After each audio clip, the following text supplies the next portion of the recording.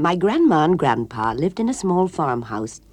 Liz Earwicker lived in the lean-to cottage on the west wall of our house.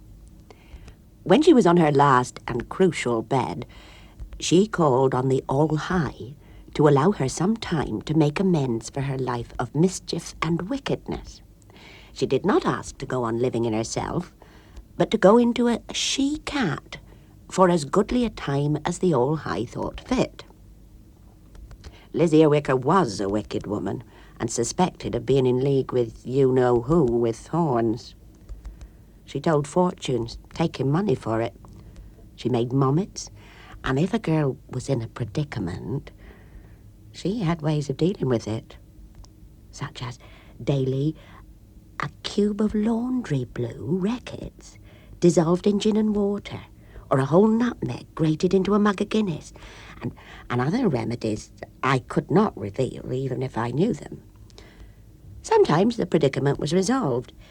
If it was not, she would say, "Never mind, my handsome, it must be a child of the All-High, and joy may surely come of it. Bless you." She could also ill-wish people. She was always coming to Grandma borrowing a cup of sugar, a morsel of butter, or a bit of fat bacon. My grandma was driven to extremes by this borrowing, and one day she said, "Clear off, Lizzie. Attend to your wants yourself." Liz Earwicker turned on her and said, "I curse you." Very soft, Grandma said. She was a frightening woman. First of all, she had a sunken hip and was very lame. She had a wall eye and a short nose like a cat and hair out of an old flock mattress. She wore several long black skirts, all torn and damaged, and she smelt very high when they swayed and swung, like a long-forgotten pheasant. You may wonder how I know all about this. It's because I was reared by my grandma. I was a love child, you see, and my mother walked out a few days after she had me without revealing where she was going or who had ruined her. Grandma never forgave her not telling who and where and how often. Grandma and I were like a double person.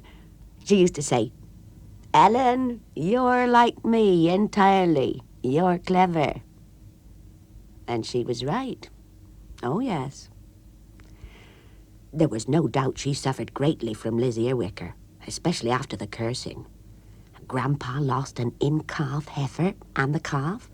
Prince, one of the Shire horses, fell and broke his leg. He was finished.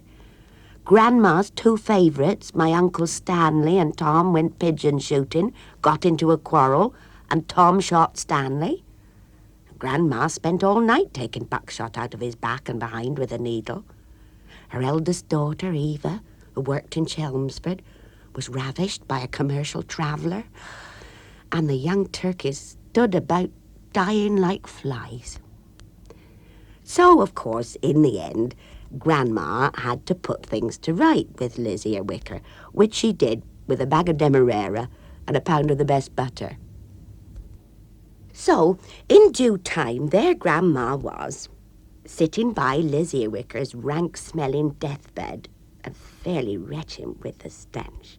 And sitting on her pillow was Earwicker's tomcat, Saul of Tarsus. He was black and white and full of spite, though he could purr pretty enough when he got a lick of cream or a chicken leg. And suddenly, Liz sat up and invoked the All-High with a plea to be transmogrified instead of being blotted right out. Grandma swore a voice answered and said something like, "Sharp as an axe head, wicker in a pike, thrap as boggins." She said the voice was high and like a parrot, and she couldn't understand or catch the drift, for at that moment Liz Earwicker choked and rattled into death. Saul of Tarsus squalled and screamed, and into the bedroom walked the prettiest little long-haired grey kitten you ever saw. Of course, Grandma was the only one present at the death, for I never went into that noisome cottage. But next morning, there in our kitchen was Saul of Tarsus, and between his paws, the grey kitten.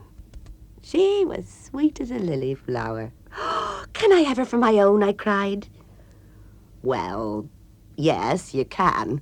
But never forget, she's highly likely to be Liz Earwicker in a cat skin trying to repent. Grandma said she would do the funeral tea for Liz's two sons, Charlie and Robert. Charlie paid. He seemed very well off. He had a lovely gold wristwatch and a ring with a diamond in, and he drove a big red car. Robert came on an old rusty push bike. I'd never seen either of them before. They never visited their mother. Charlie was very handsome, with red cheeks and black curling hair. He asked me whose little girl I was, and when I said Miriam's, he seized me by the shoulders, and I felt myself come out in goose flesh. I could have become addicted to Charlie Earwicker. Robert was nothing, but of course my grandma said he had a different father. And Grandma said to keep clear of both of them, especially Charlie. The kitten was addicted to him too, followed him about, scrabbling up his trouser leg to his waistcoat. Oh, he was taken with her. But so was Saul of Tarsus. Saul picked her up by the scruff and took her off to his basket and groomed her really prettily. So, there we were on that funeral afternoon, Grandma and me, Saul of Tarsus and Lily Kitten, and Charlie mooning at me from the doorway.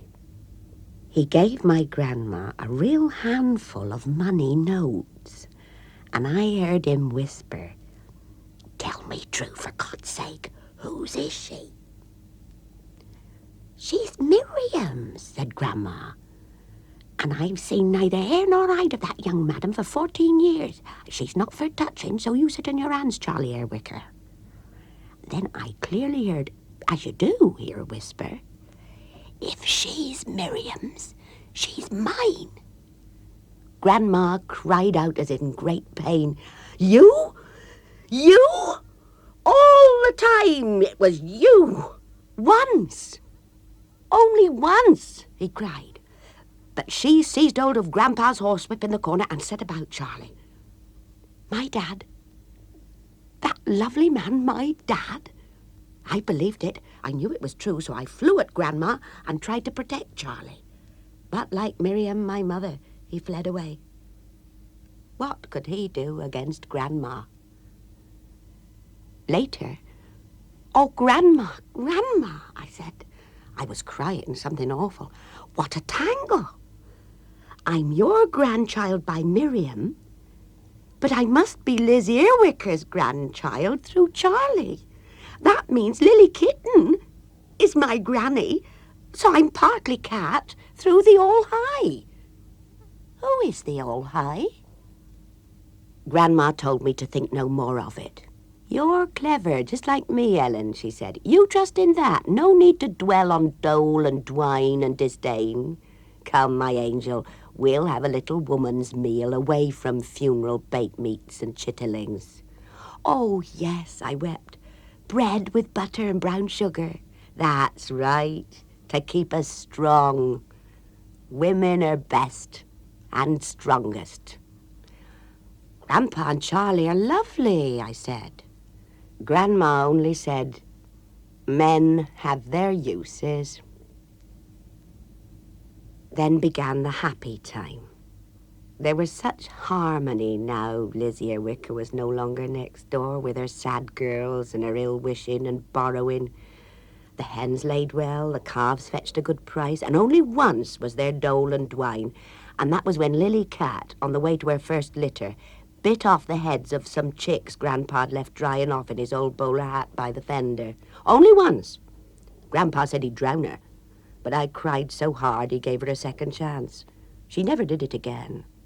Except for that one time she was sweet and gentle, and she purred and kissed. Oh, she was so pretty with her fetching wall-eye and short nose and ruff like feathers from a pillow. She caught mice and brought them to show. And when she was big enough, she went ratting with Saul. And every now and then she made a nest in the kitchen cupboard to bring her kittens to. We supplied the whole village and beyond, for Lily's kittens were famous. Only 2 or 3 at a time, they were always a surprise. Black and white, tabby, ginger, and once in a while, one in her own image. These we kept. It is a heartening sight to see Lily and her daughters and granddaughters and great-granddaughters, as like as peas in a pod, gathering round their little saucers. But time, like an ever-rolling stream, bears all its sons away. My grandpa died first. So we got in a mason and a carpenter and did up Liz Earwicker's cottage with nice clean whitewash and damask curtains, and then moved in. I planted roses and honeysuckle and bought a hive of bees. We let the farmhouse to Mr. Brown and his sister, who never bothered us in any way. But Grandma soon failed in strength. One evening, as the sun went down, she came over all weak and took my hand and said, "It's the habit of too many years. I can't go on without Grandpa. You must have a man. Look out for the right one. You're clever enough to know, and very strong. I'll watch over you." And she called out, "Make me into a bird all high." And then she added, pointing at me, "And if you can favour Liz Earwicker with the power, she who was so black, you can favour my child here who is so white." These were her last words. I cried until the sun rose again, and on the windowsill there sat a collared dove softly calling.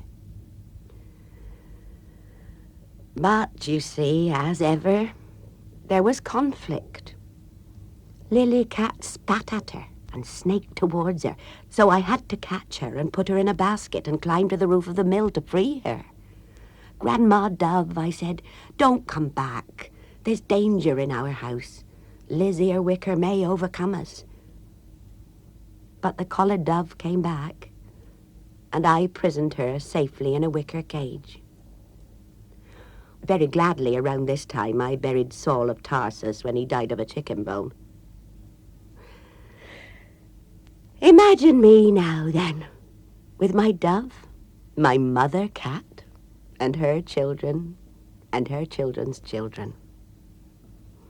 Every day I thank the All-High for these blessings, and for seeing fit to favour me so particular. But there's been no time this many a year for searching for and catching of a man. There's too much to do. So many calling for the tea leaves to be read and the cards to be shuffled. My cottage is fresh with flowers and essences and drying herbs. My clothes are white and bleached with rosemary. I am full of love. And now, if you'll pardon me, I must go with my cats and kittens to catch the supper mice.